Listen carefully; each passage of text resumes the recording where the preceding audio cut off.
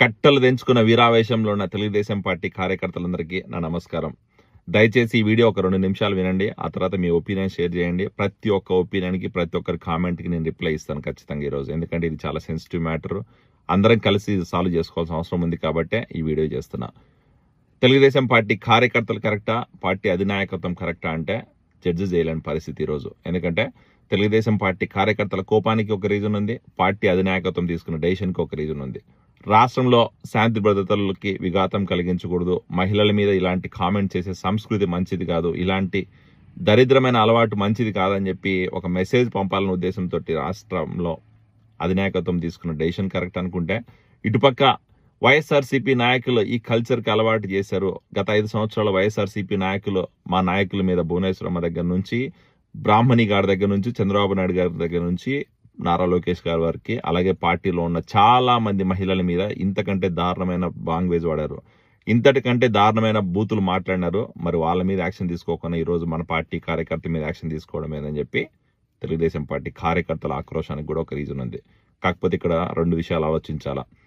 ఈరోజు వైఎస్ఆర్సీపీ ఈ విష సంస్కృతికి బీజం వేసింది. ఇలాంటి దరిద్రమైన కామెంట్ చేసే అలవాటు వైఎస్ఆర్సీపీ నాయకులకు ఉంది. గతంలో వైఎస్ఆర్సీపీలో సోకాళ్ళు ఎవరైతే ఉన్నారో, వంశీ అవ్వచ్చు, నాని అవ్వచ్చు, లేకపోతే ఈ మాధవ్ అవ్వచ్చు, గోరంట్ల మాధవ్ అవ్వచ్చు, లేకపోతే అంబటి రాంబాబు అవ్వచ్చు, లేకపోతే వైఎస్ఆర్సీపీలో ఉన్న సోషల్ మీడియాలో పనిచేసే ప్రతి ఒక్క కార్యకర్త ఇలాంటి దరిద్రమైన అలవాటు, ఇలాంటి దరిద్రమైన కామెంట్స్ ఎన్నో చేశారు. ఎంతో మందిని ఈరోజు బాధ పెట్టినారు. కాకపోతే వాళ్ళందరి మీద యాక్షన్ తీసుకోకుండా ఈరోజు తెలుగుదేశం పార్టీ కార్యకర్త ఆయన మతి స్థీమితం లేకనో, లేకపోతే ఆయనకు మైండ్ సెట్ కరెక్ట్గా లేకనో ఒక మాట మాట్లాడాడు. ఖచ్చితంగా తప్పేదంటే ఎటువంటి డౌట్ లేదు. ఆయన అన్న మాటని కన్సిడర్ చేసుకొని ఈరోజు ఇంత పెద్ద యాక్షన్ అవసరమా? ఇదే యాక్షన్ వైఎస్ఆర్సీపీ నాయకుల మీద ఎందుకు తీసుకోలేకపోతున్నారని చెప్పి ఈరోజు కార్యకర్తలు నిలదీస్తున్నారు. కార్యకర్తలు లోకేష్ అని అడుగుతున్నారు. లోకేష్ అని నేను కూడా అడుగుతున్నా ఈరోజు. లోకేష్ అన్న, టీడీపీ కార్యకర్త చేసిన తప్పే. టీడీపీ కార్యకర్త ఈరోజు మన డిఎన్ఏలో ఇటువంటి సంస్కృతి లేదు. మన పార్టీ నాయకులు ఇలాంటి మాటలు మాట్లాడారు, ఖచ్చితంగా ఏకీభవిస్తాను. కాకపోతే గత 5 సంవత్సరాల్లో ఈ దరిద్రమైన అలవాటు చేసింది ఎవరు? ఇలాంటి దరిద్రమైన కామెంట్స్ చేసింది ఎవరు? వైఎస్ఆర్సీపీ నాయకులు కదా. ఎన్ని సాలిడ్ ప్రూఫ్స్ ఉన్నాయి మన దగ్గర.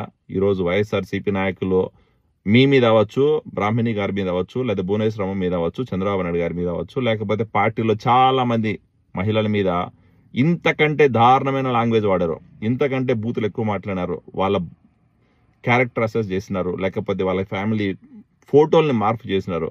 ఇంతకంటే దరిద్రమైన ఆడియోస్, వీడియోస్ బయట ఉన్న మాట వాస్తవం కదా. మరి ఎందుకు వాళ్ళ మీద యాక్షన్ తీసుకోలేకపోతున్నాం? ప్రభుత్వంలోకి వచ్చి 11 నెలల కాలమైంది. మేము ఎప్పుడు ఎవరి మీద అనవసరంగా యాక్షన్ తీసుకోమని చెప్పలేదు. ఎవడైతే చట్టాలను వ్యతిరేకించి, ఎవడైతే మహిళల మీద దాడులు చేసి, ఎవడైతే రాష్ట్రంలో శాంతి భద్రతలని విఘాతం కలిగించాలని ప్రయత్నం చేశారో అలాంటి వాళ్ళ మీద మాత్రం యాక్షన్ తీసుకోమంటున్నాం. అలాంటి వాళ్ళనే కట్టడి చేయమని చెప్తున్నాం. అలాంటి వాళ్ళ మీదనే ఈరోజు యాక్షన్ తీసుకుంటే రాబోయే రోజుల్లో మళ్ళీ రాష్ట్రం సుభిక్షంగా ఉంటుంది, రాష్ట్రం అభివృద్ధి పథంలో ముందుకెళ్తుంది, రాష్ట్రంలో ఇలాంటి విష సంస్కృతి పెరగకనే ఉంటుందని చెప్పి మేము ముందు నుంచి విజ్ఞప్తి చేస్తున్నాం. అదే మాట మీద ఈరోజు కూడా కట్టుబడి ఉంటున్నాం.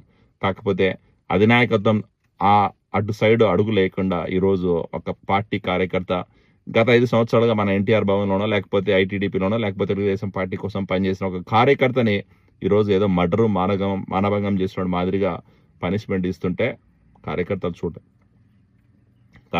చూడలేకపోతున్నారు. దయచేసి మీరు తీసుకున్న డెసిషన్ అయితే ఖచ్చితంగా మేము ఏకీభవిస్తాం.